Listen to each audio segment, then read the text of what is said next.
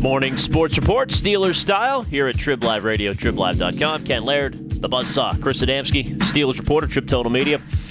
Chris, the news here on this fine Wednesday morning in the Berg. Marcus Gilbert's contract has been restructured by the Pittsburgh Steelers. Typical move this time of year by NFL teams across the country. Push money off into a bonus up front. Push money up front, I guess I should say, into a bonus, and then freeing up some cap room. $3.7 million-ish. Bottom line is, what are they going to do with this money?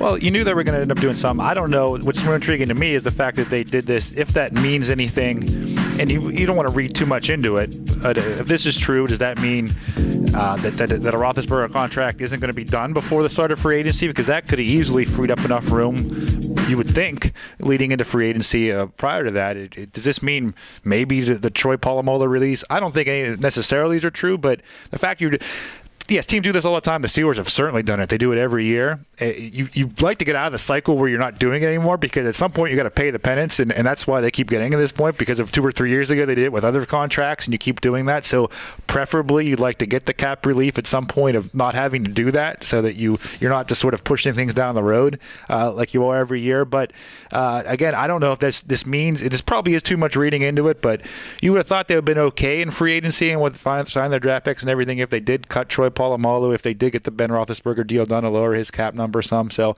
it's interesting to that regard to me, if maybe one of those moves we expected maybe won't happen, or at least won't happen before the start of free agency. Just take Marcus Gilbert real quick. Any concerns that he becomes a Lamar Woodley and this contract does bite you with dead money down the road?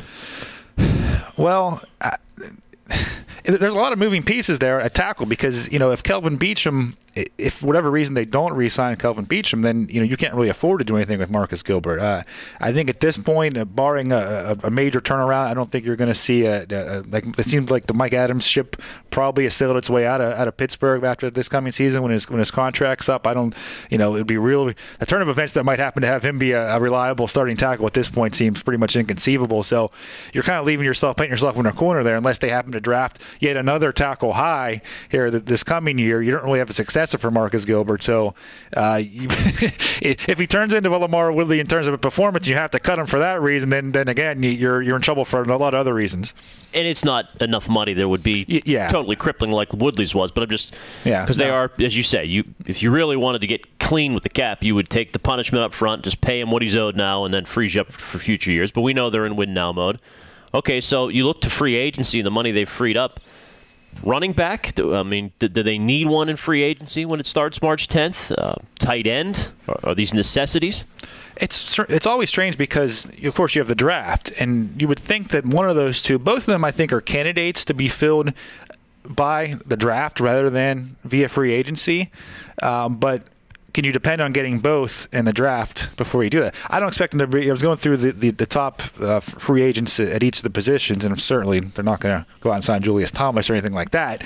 The top guys, essentially, they'll probably, I would think it would be more they would sign Matt Space replacement, or re-sign Matt Space perhaps even, to be kind of the back. Then draft more of a all-around, every down, more receiving type tight end in the draft. It could maybe go the other way too. Maybe you bring in a veteran who's kind of past his prime right now or something of the free agent market, and then draft in the later rounds a pure blocking or a more prototypical blocking type tight end that you could have in your roster for several years to fill kind of that backup role, not be your top receiving tight end. And the same thing with running back. Do you bring in a guy?